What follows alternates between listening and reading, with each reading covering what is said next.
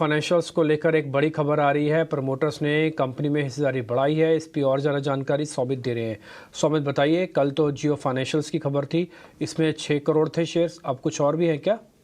तो हमें सोर्सेज से जो पता चल रहा है वो यही है कि प्रोमोटर्स ने और ओपन मार्केट्स में शेयर खरीदे हैं जियो फाइनेंशियल के। प्रोमोटर की अगर हम बात करें तो वो मुकेश अंबानी फैमिली ग्रुप आ जाता है। तो कल उन्होंने करीब 1 करोड़ शेयर्स खरीदे थे ओपन मार्केट से, और आज और एक 1 करोड़ शेयर्स खरीदे हैं ओपन मार्केट से। टोटल 2 करोड़ शेयर्स की खरीदारी अब तक हुई है ओपन मार्केट से।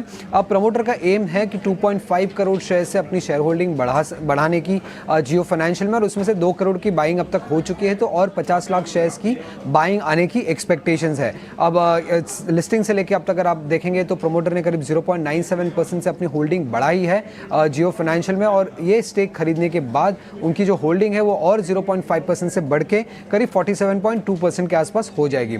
अब याद रखिएगा, सबसे पहले हमने ये न्यूज़ अगस्त 29 को रिपोर्ट किया था, और उस टाइम पे भी अगर आप देखेंगे तो जियो फाइनेंशियल के जो शेयर प्राइसेस थे वो 206-207 के लेवल के आसपास ही थे, तब प्रमोटर बाइंग आई थी। और पिछले 2 दिनों में भी अगर आप देखेंगे तो शेयर प्राइसेस इसी लेवल के आसपास थे जब हमें वापस से प्रमोटर बाइंग देखने को मिली है जियो फाइनेंशियल में। इस समय करीब 2 करोड़ शेयर्स उन्होंने खरीदे हैं और 50 लाख शेयर्स खरीदने की एक्सपेक्टेशंस है सोर्सेस के हिसाब से।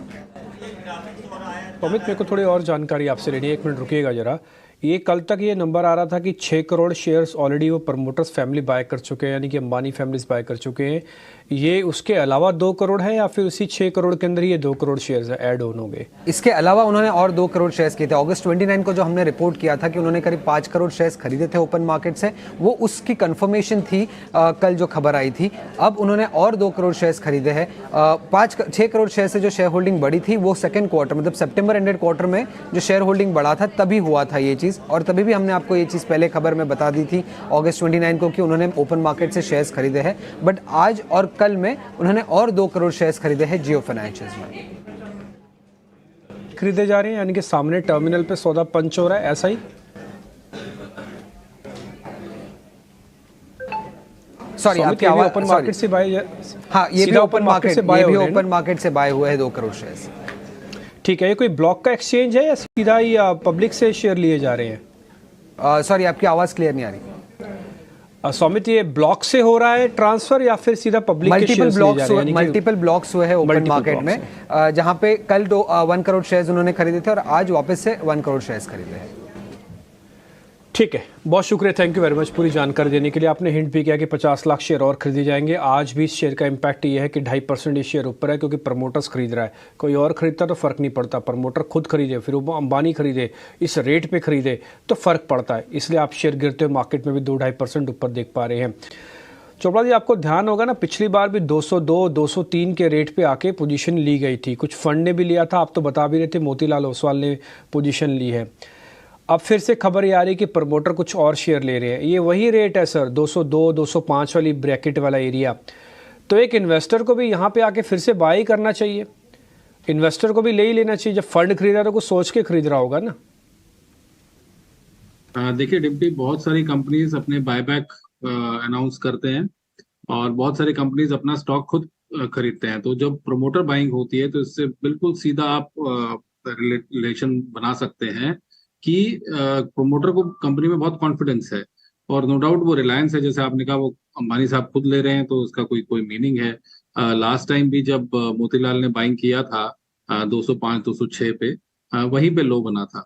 तो ये कहना बहुत कठिन है कि यहाँ लो बना है कि नहीं बना। अगर मैं इतना कॉन्फिडेंट हूँ को लंबी अवधि के लिए जियो फाइनेंस लेता है तो इसमें पैसा जरूर बनेगा, क्योंकि अभी उन्होंने अपना जो एनबीएफसी है उसको भी उन्होंने लॉन्च किया है, और बहुत जल्द हम देखेंगे कि जियो फाइनेंशियल जो स्टाइल है मुकेश भाई का काम करने का, वो आते हैं और फिर वो छा जाते हैं। तो आपको शहर शहर में इनके ऑफिसेज दिखेंगे और बहुत वाइड स्प्रेड काम दिखेगा, क्योंकि वो छोटा काम करने के लिए तो जियो फाइनेंशियल उन्होंने खोला नहीं। तो मेरा ये मानना है बहुत अच्छे कन्विंसिंग वैल्यूएशंस हैं और इसको यहाँ पर खरीदा जा सकता है। और एनबीएफसी बिजनेस अगर आप कोई भी बड़ा एनबीएफसी देख लें तो नो डाउट मुझे लगता है कि it's a matter of time कि अगले 4-5 सालों में ये 2000 का भी भाव बने या 5000 का भी भाव बने तो कोई बड़ी बात नहीं है। तो लॉन्ग टर्म पर्सपेक्टिव से जियो फाइनेंस लेके रखिए। नो डाउट एनबीएफसी बिजनेस अच्छा बिजनेस है, और अगर इसको आप प्रॉफिटेबली रन कर गए और इसमें एनपीएस कम रहे, तो निश्चित रूप से क्या पता आपको जियो फाइनेंस एक और बजाज फाइनेंस बन रहा हो। ठीक है, दूसरा बन भी सकता है, इसमें कोई दो राय नहीं है। और ये बात मैं आपकी बात से इत्तेफाक रखता हूं कि भाव और भावनाएं दोनों ठीक हैं। भावना ये कहती है कि देश के नंबर 1 कंपनीज बनाने के लिए प्रमोटर जी जान लगाएंगे।